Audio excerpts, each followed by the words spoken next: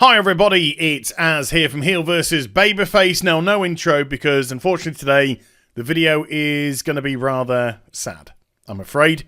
If you're a fan of Blizzard Entertainment, then it's probably going to hit some heartstrings, and I think it's a very necessary video because we have to see how this company has altered drastically. And I do believe that a lot of the influence has come from Activision itself. You should probably be aware, but if you're not aware, just very, very briefly, on Tuesday, of course, Activision had its earnings report for 2018. It announced that 2018 was a record year for the company, best finances they've ever had, and then they celebrated by sacking 8% of their workforce. I mean, they didn't call it sacking, they called it restructuring because they're a bunch of cowards. But it ended up being approximately 800 people losing their jobs, and this was felt all across the board in Activision itself, King, who does Candy Crush and stuff, and Blizzard Entertainment as well.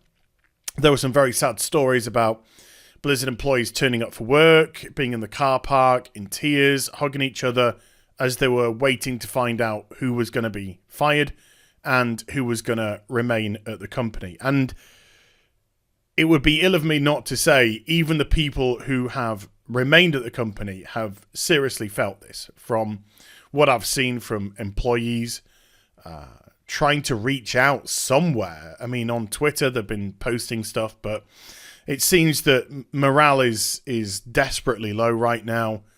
And, of course, we have to think about the people who did lose their jobs. And somebody sent me this last night. And when I watched the video, I knew I had to do a video about this. Because this video is by Blizzard Entertainment. And this was posted on the 8th of August, 2014. So just about 4.5 years ago.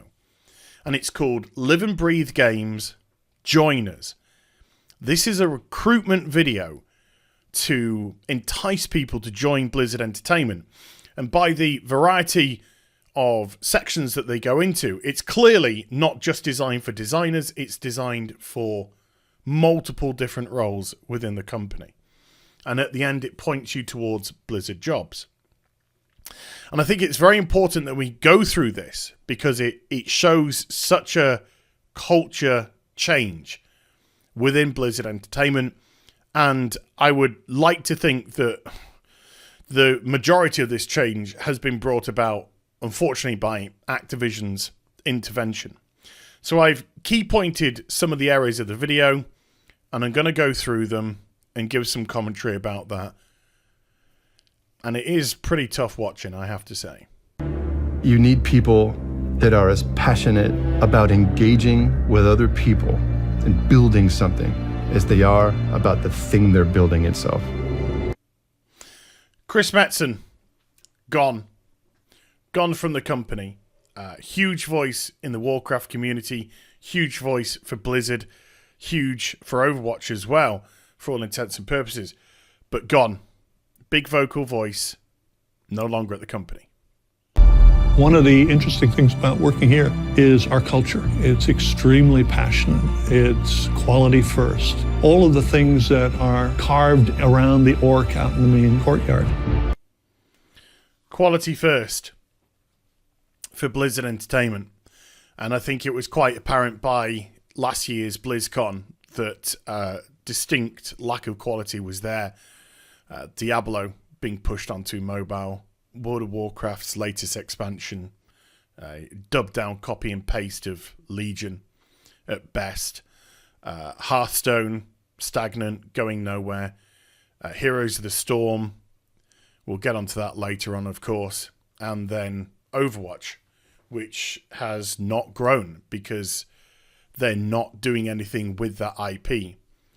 So quality first, people, really beginning to question what is going on at Blizzard. I think Blizzard is a very special place. We have the resources of a very large public company, and we're able to maintain kind of a level of focus and commitment that is really only typical from smaller companies. Nope. Mike Morhaime, gone. stepped down in October as CEO and president of Blizzard Entertainment, and was going to stay on in an advisory capacity, which might in itself have been a bit generous just to have his name attached to the company.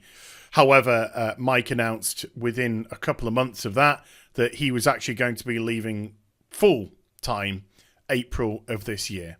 So Chris Metzen, Mike Morhaime, both gone. Both very key members within Blizzard themselves. And on top of that, the fact that he talked about being such a big company and yet being able to operate like a smaller company. Not the way that Activision have got them now. Not the way at all. Even though I'm not directly involved with game development, I have a really strong tie to the game as it's being created. Do you still have a job? And I'm not trying to be cruel and I'm not trying to be facetious. I'm going to grab my notes from the last video that I did. Bobby Boy was quoted as saying that he released 8% of the workforce, that's almost 800 people, fired them to make room for more meaningful roles. So when I say you, I'm not specifically pointing to this woman, although that could be the case. I'm talking about people who are in her type of role, who aren't directly involved in the development process. Do you still have a job? Because according to Activision, you're surplus to requirements now. We're not just creating, experiences. We're also creating relationships. We're not just creating experiences, we're creating relationships. Relationships which have been torn apart by colossal job losses. And that's internal relationships. We see this image on the screen right now is actually of the esport, but we'll get onto that momentarily. But when you lose huge voices for the community like Yithersons, now I didn't know them personally, but I was aware of them by reputation, good reputation. And when you're aware of somebody by their reputation, I think that speaks volumes for that person. I think it speaks volumes for their character. And also how well they do communicate with their communities. In this case, it was the World of Warcraft one. And yet, he was fired as well. So, building relationships, no. It looks like Activision are quite happy to tear the relationships and tear the gap between it because they're not interested in the relationship between the customer. They're only interested in the relationship of the shareholder. Yeah, sorry, Heroes of the Storm, but that's been cancelled. You know those relationships that they wanted to build that they just spoke about? Well, unfortunately, those relationships didn't prove to be as profitable as they wanted them to be, and so they curtailed them. And I wouldn't get too comfortable if you're a player of Hearthstone or Overwatch either, because you could easily be next, particularly Hearthstone. Now, before I even play this next segment, I'm actually getting quite emotional because this is really hard to listen to. Industry. Our employees are our number one resource here at Blizzard, so we want to make sure that we support them in every way we can. Our employees are our number one resource here at Blizzard, and so we support them every way that we can. It's just such a shame that Activision didn't share your same view. People come to work and it's fun and safe and enjoyable to experiment, to try new things. No, it ain't. Because Amrita Ahuja, when she took over as CFO of Blizzard, one of the first things that she did was send round the memo stating that they were going to rail in spending, that they were actually going to get involved in cost cutting, and experimental things had to stop as they had to focus purely on essential only. Amrita, by the way, who had spent multiple years over at Activision before coming over to Blizzard, and she stayed within her role as the CFO of Blizzard Entertainment for a staggering 8 months before leaving. But don't worry, Jay reiterated these things multiple times on conference calls. So it looks like the trial and error all came to an end. And the next piece here with Mike Morhaime, it's quite haunting because he's clearly speaking from a position, and I think a genuine position about what his philosophy is.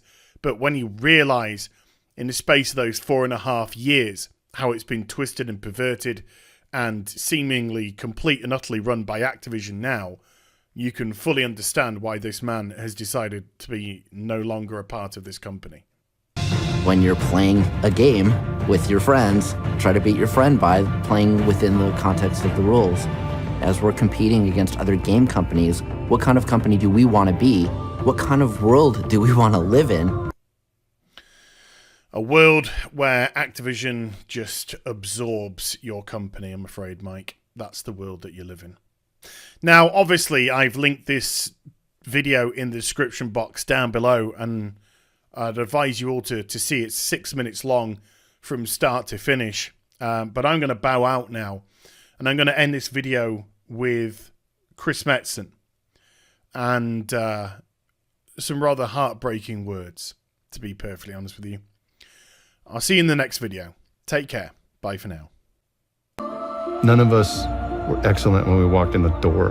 And if you can say there was any kind of excellence achieved, it was only achieved because we invested in each other and we chose to climb up these hills as a culture, you know, as friends. And that's the core of it to me.